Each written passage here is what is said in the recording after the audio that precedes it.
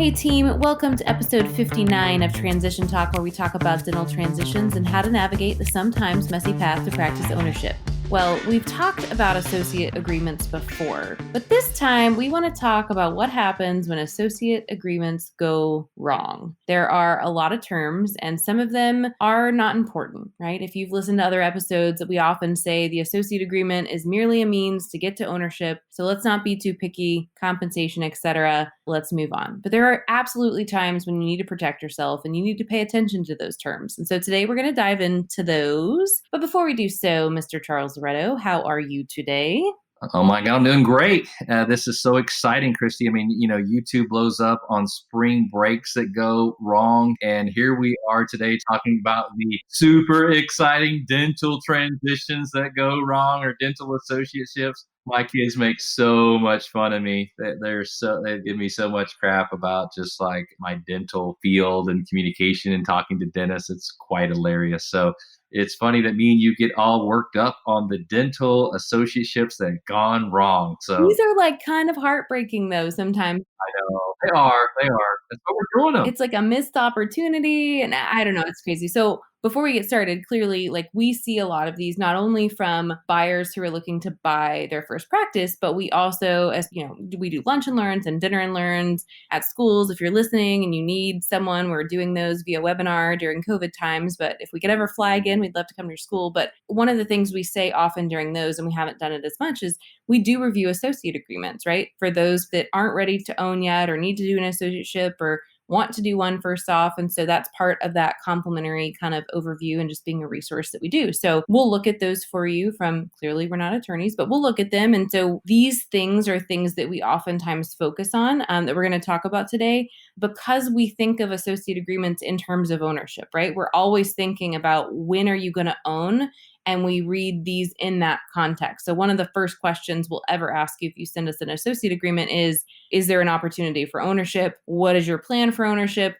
Do you want to live here? And then that kind of guides our conversation. So we've just had a few, I say these happen probably at least once a month. There's some associate agreement discussion regarding kind of a transition, but we've just had some other ones. And when we were thinking about this component of a transition, there were just a few big stories that kind of stood out in our minds. The first thing I want to cover is non-competes, both time and radius. Go ahead and refresh everyone's memory of what our general rule is about non-competes in associate agreements. Yeah. So the first thing is I just want to know your story, where you're from, D4 resident specialty. Why are we going to this practice? How long you're planning on working there? What your plans are for ownership that you talked about? And then why you need cash and all that. That's step one. Step two is now going to be what's your non-compete. And the reason I want to know about where you're from and all that, because the non-compete could be 15 miles and I may not care. You really want to end up in North Carolina and you're going to go to Kansas. I don't care that it's a 15-mile non-compete. If you can tell me you're never going to live in Kansas for the rest of your life, no matter what. If this doesn't work out, you're going to be the next car ride or airplane out of Kansas. That is not a problem. I am not as concerned. 95% of people, that is not the situation. Is they work, they go to dental school in a certain area, they go to residency in a certain area, they move to a certain area for a reason because there's some type of family or opportunity. And so at that point, I am concerned about the non-compete. And then I need to figure out, in my opinion, just like where that is. This is a small town of, let's say 20,000. You're going to go back that. More than likely that non-compete is going to cover that entire area. So I'm super concerned about any non-compete because I believe that you're bringing a value coming back to that area.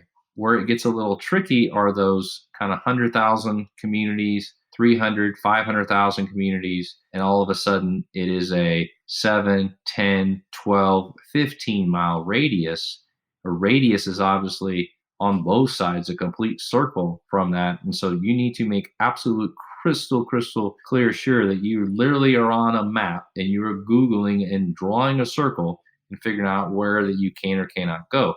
I've had so many examples of this going wrong in the last 30 days that I'm literally when we're talking about podcast ideas, that we're freaking talking about the associate non-compete because somehow, some part of the way, somebody's not listening. So doctor recently passed away, guy lives in the community, $1 million practice, it makes 400, easily could have purchased it.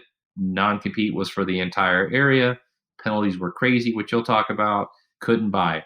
Guy recently did this GPR program. He's in Tennessee and he's showing me this one location. I'm like, no, no, no, no, nothing about this excites me. Find me something else, find me something else. Forgot to tell me that his non-compete like drew the circle and literally based on where the water was of like this little section where he wants to buy and everything else around it, that was the only area that he could actually work for the next 2 years in that area where they had already bought a home. Now I don't really have an option. I have to help him buy this particular practice because he signed an associate agreement that a non-compete is going to be, enforceable for that particular state in the area. So just always focus from the beginning, not just on the compensation, but start to making sure you're looking at this and saying, what's the worst case scenario if this is upheld? What's the worst case scenario? And that's what we really need to look at. And a general rule is I prefer that when you're working someplace as an associate,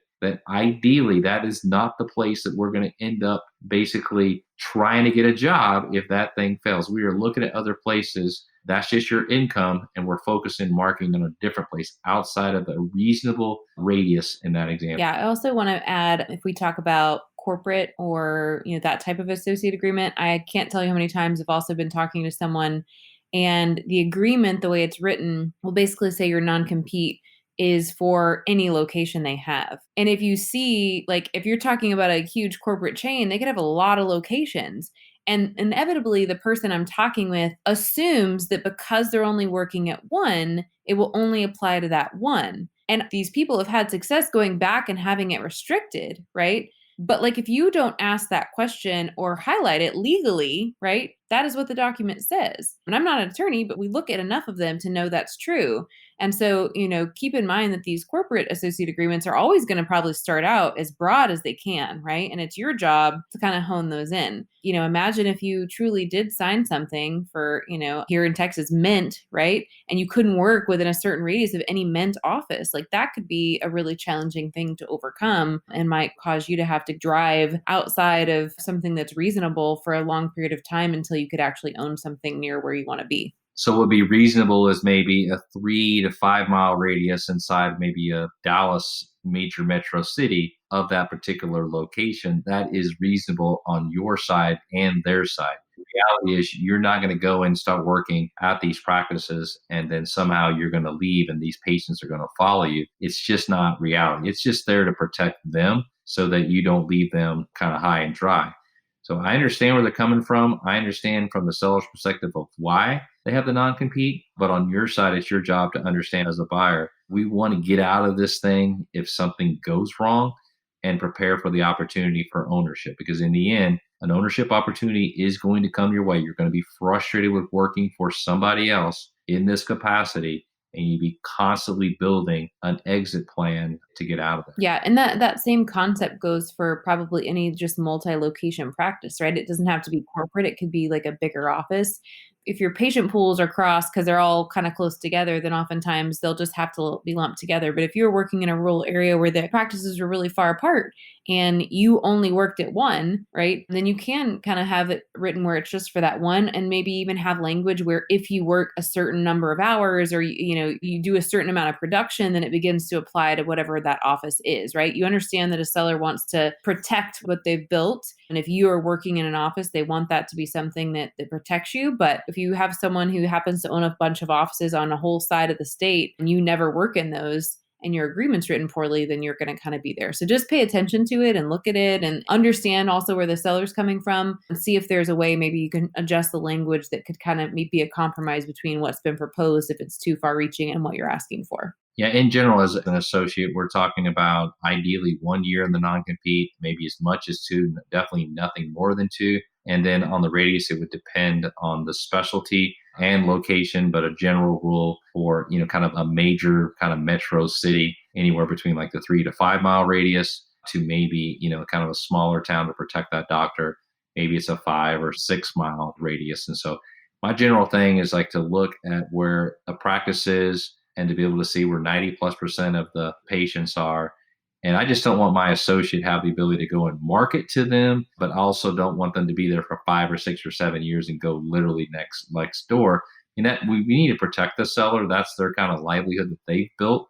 but we also don't want you to sign something that just simply just mails it in. You don't look at it. You sign a 7-10 mile radius, 3 years, and you're a pediatric dentist, in the community where you can set up from scratch anywhere and you're going to go build a home. And just, we get frustrated on our side because we see opportunities you want to buy. And then you're like, well, I can't because this non-compete. So it's sad and makes us frustrated when we see you in these situations. Yep. And I'm going to add one seller caveat here. If you're a seller listening, sometimes, especially in maybe small towns or rural areas, we'll have a buyer who's concerned about a non-compete because maybe there aren't a lot of options and they want to kind of go back, and maybe it's a partnership scenario where they're like, I think that this is going to be my home and I'm going to buy this, but like, I've never worked there. We don't work well together.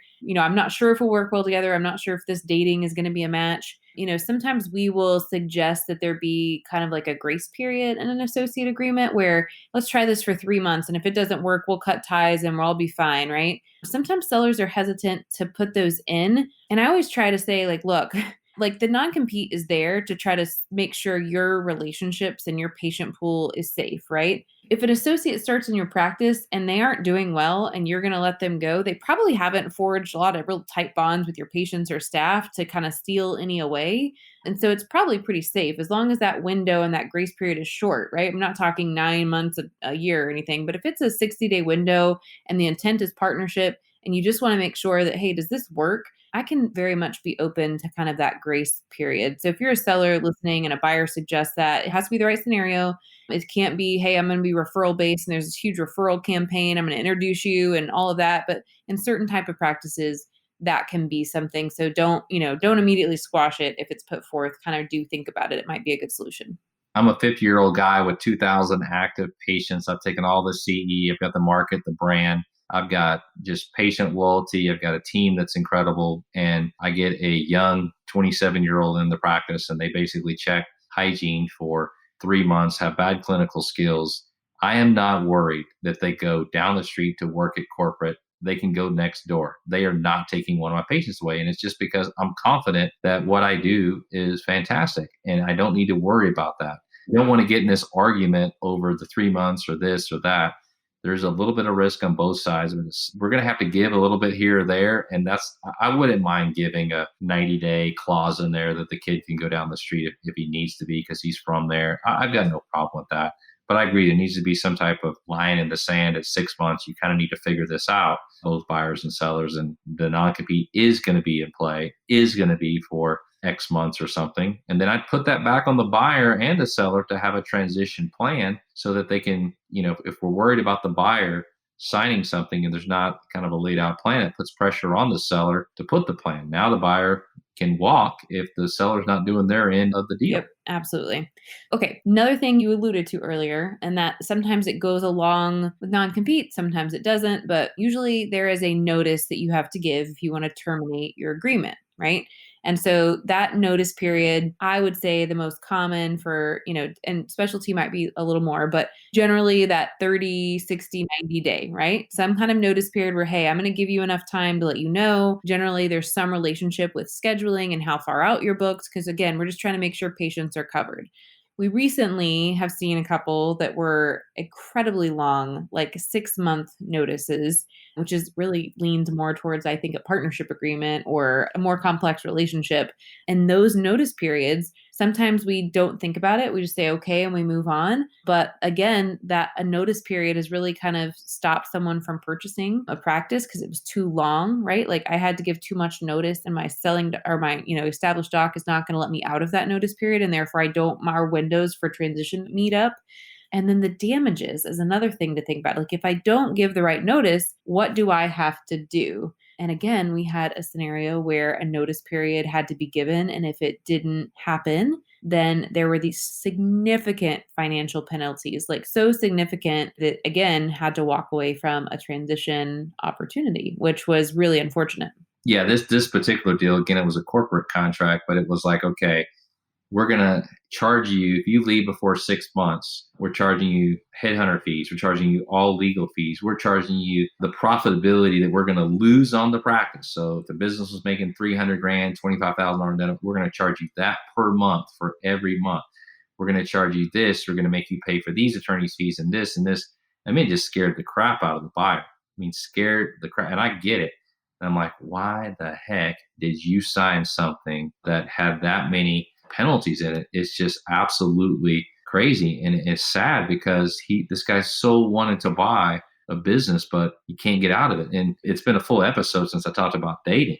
I gotta have a dating analogy in here, but can you imagine you live with somebody, you live with your wife, you live with your girlfriend or your boyfriend or husband, and you basically say, I want a divorce and I'm going to be here for the next 6 months. This is not going to be good. The next 6 months are going to be hell.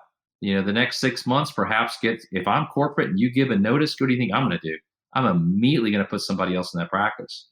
And so now I'm going to decide what's good for me. I'm going to find the right person. And maybe I don't know if they're going to be good or not, but I still got you on the hook for your 6 months and you haven't even get it or not. I'm putting somebody in there and now I'm going to drive down your production. Now you're not getting paid. It's all these dominoes are just going to happen. And that's what is smart about that corporate contract. They have hooked you so deep that you can't leave. Now they're making 300 grand and you're stuck and you're not really sure what to do. So just be so careful. You have the leverage as the associate. It's the few times you have the leverage is before you sign that agreement to ask questions and to try to figure out what's reasonable and fair. And signing something with 6 months and all these penalties and all these contingencies and lawyers' fees, in my opinion, is absolutely one-sided, and you just happen to sign the wrong side. And I mean, correct me if I'm wrong, but I'm pretty sure we've also seen one of those corporate agreements where not only were there damages, but then if they purchased something within a certain amount of time after leaving,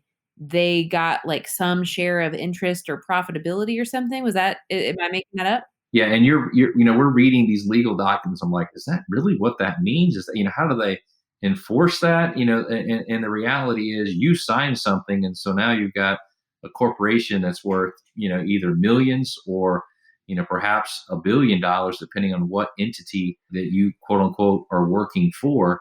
And they now have corporate, 6-figure, 7-figure, maybe attorneys that, are on retainer to basically stick it to you.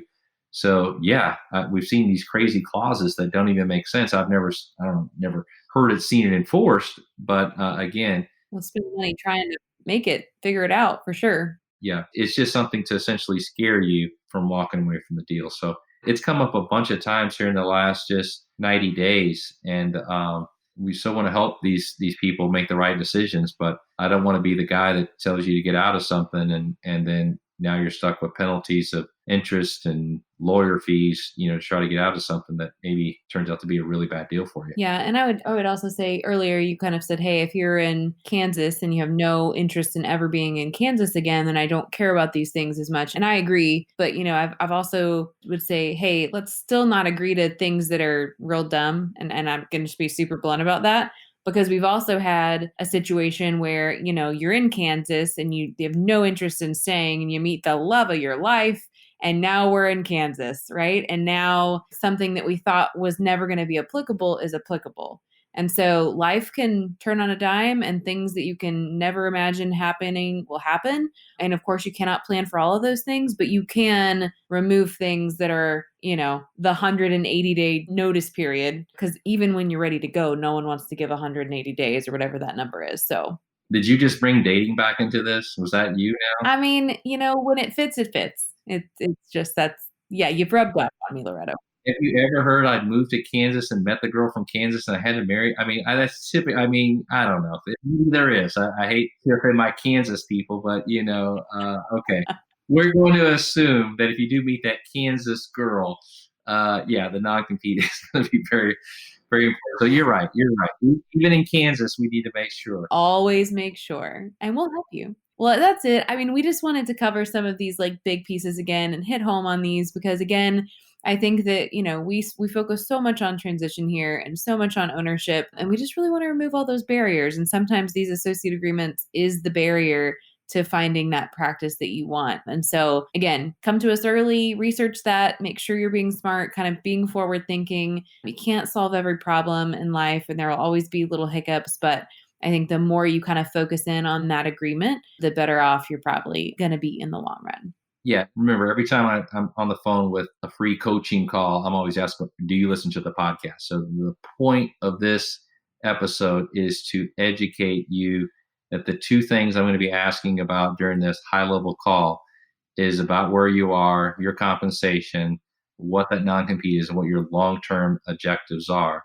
We're, again, not attorneys, but we do have the ability to talk high level and just to make sure. And if there's a situation where you need an attorney, then we can make those recommendations. Or if there's certain clauses, we have relationships with attorneys, can look at that and help you understand what those clauses are. But this is just one early piece of this puzzle so that you can come back to us 2 years from now or something after you've had a chance to work there and build your cash into the deal. I mean, I literally talked to somebody this afternoon that was a coaching call on the associate agreement, and it happened to be an orthodontist, and just wanted me to look, hey, this particular corporate was going to give him $900 a day, and another corporate office was giving him $1,400 a day. And he really wanted to stay at the 900 because it was closer to where his home was. And so, what I told him was the coaching was go ahead and communicate to that corporate office, let them know about the 1,400, let them know that you prefer this and why. So I'm just setting up all of the communication skills to build a relationship and compliment for the offer and thank them, to negotiate a little bit higher from a per diem, get his wages up. And then again, reminded him, come back to me in 2 years, reminding him about the 6 to 8% liquidity. Yes, I'm listening to the podcast. And so I know that they at least have a place where they're coming back.